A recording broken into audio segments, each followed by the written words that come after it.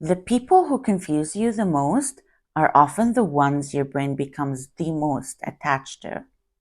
Not because they're better partners, not because the connection is deeper, but because emotional distance triggers something very specific in the brain. And once you understand that reaction, a lot of relationship dynamics suddenly start making sense.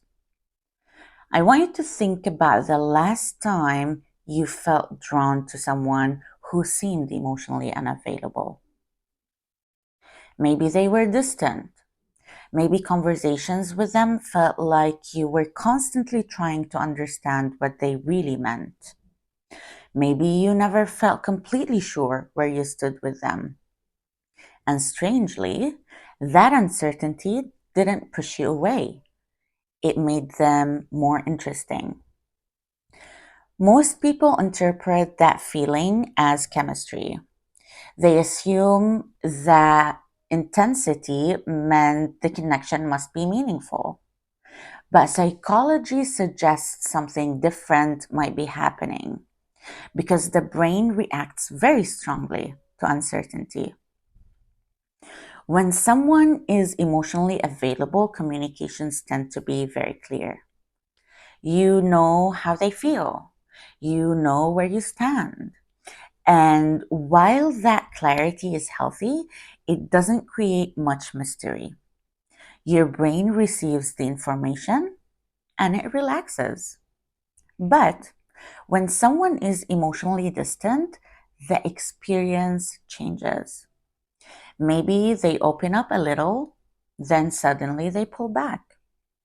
Maybe they show warmth one day and seem detached the next. Maybe they share something personal but avoid deeper emotional conversations. And when that happens, your brain shifts into a completely different mode. Instead of relaxing, it becomes engaged. You start replaying conversations. You think about what they meant. You wonder what they're feeling. You start trying to figure them out. And the less clear someone becomes, the more space they start occupying in your mind. Not necessarily because the connection is stronger, but because your brain is trying to solve the uncertainty.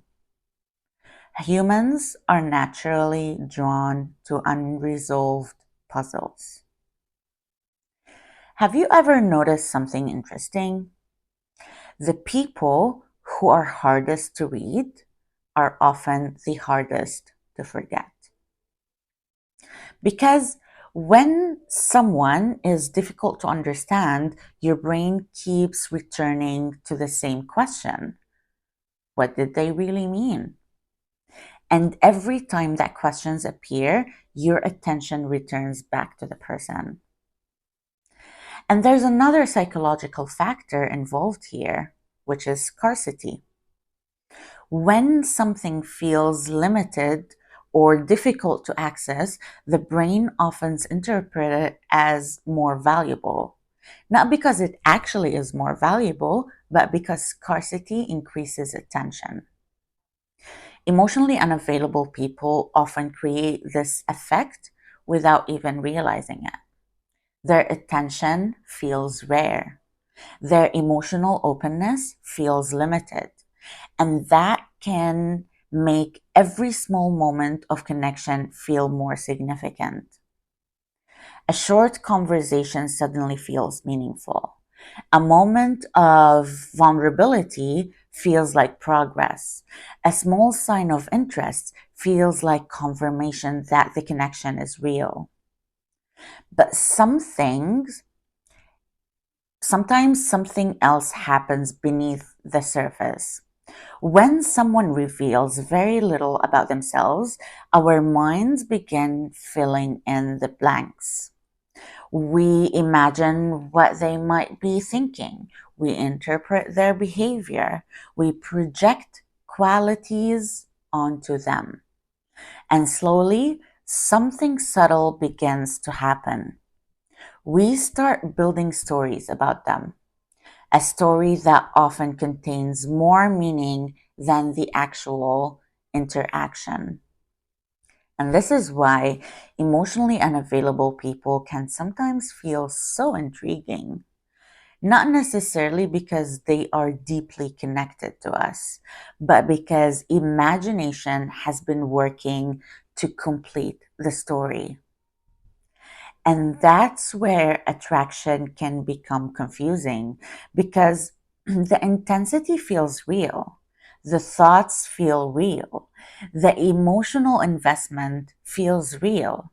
But part of that intensity is coming from the mystery itself.